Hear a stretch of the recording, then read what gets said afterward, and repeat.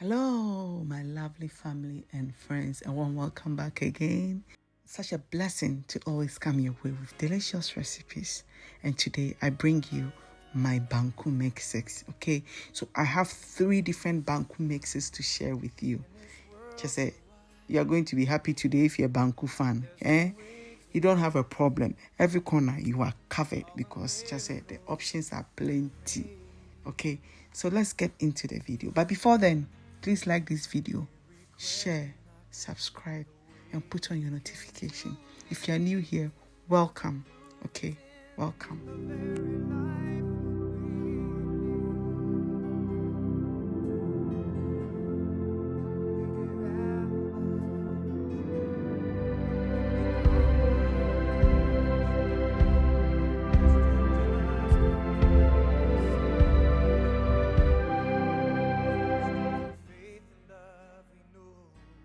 So let's get into our first mix, okay?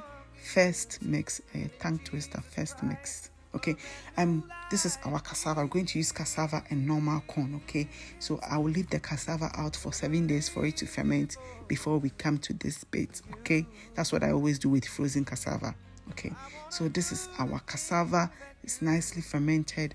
I'll take it out and I'll open it up, break it apart, and remove all the stems from it. Okay, I will wash it nicely and then we'll add our corn. Okay, so the corn, if you've watched my corn dough recipe, we soaked it in water for 3 days. Okay, so you soak your corn kernels in water for 3 days, and this is it. This is what you see in that video. If you heard me, I said I was doing a lot of mixes. It confused my life.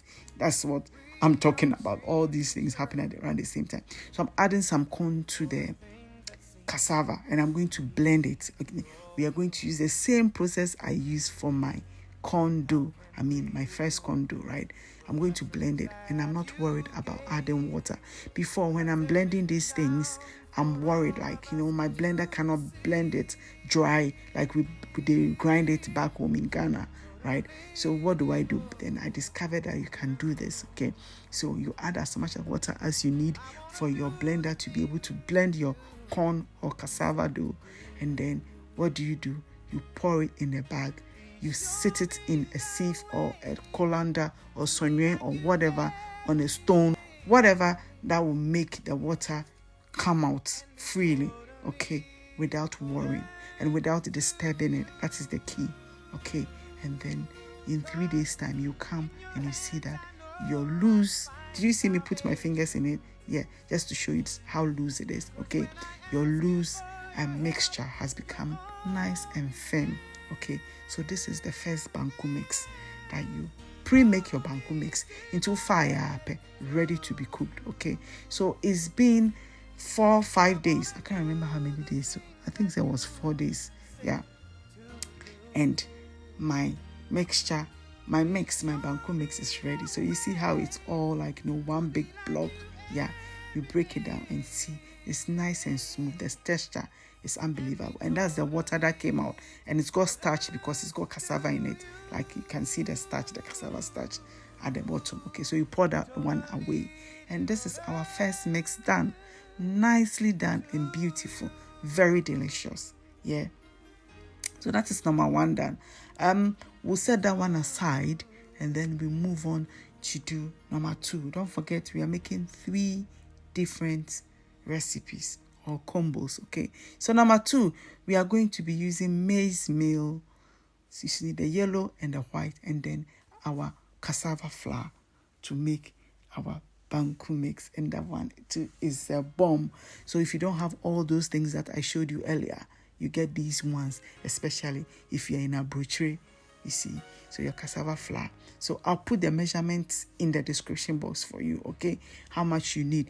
But it's all purely your choice. Okay, it depends on you entirely how you want your Banku. If you want it soft, okay, maybe I'll put in how, when you want it soft, how you get it. If you want it hard, how you get it. So I'm going to be mixing all these together, add my water. I usually try to mix the dry ingredients together before adding the water, and then I'll form it into one big dough, or I'll form it into the dough and I'll put it in the bowl, press it down, make sure it's nicely packed so that I know air does not go in to help it to ferment. I think so. Now me, I'm a science. Now here, I'm making I'm the science in him. You mean me say you pack it, okay? So I was mixing and I felt like I needed more conconte, or I needed more cassava to make my dough nice, okay? So I'm going to bring you a video. I wanted to add it to this video, but it's going to be too long, right? So I'm going to bring a separate video where I'm making the banku with all these mixes, and you'll be shocked. It's so good. It's so good. Okay, so I press it down, pack it, and cover it, and then I set it down. Okay, so as I said, I had to name it and write the date on it because so many things were going on. Confusion, I pass. So this is my cassava and corn or maize flour or mix or whatever. I don't know what I named it. Okay, so I let it sit for 7 days. So this is the first 3 days. Okay, and this is the last 4 days. Okay, so that's where I get a little bit of, fermentation residue on top, and I scrape it all out, and this is what you see, and this is our mix done. So this is this one, the texture is to die for. I just love the texture, and the fermentation was amazing. Okay, so the third one is we're going to be using this yellow corn. Okay, so broken yellow corn.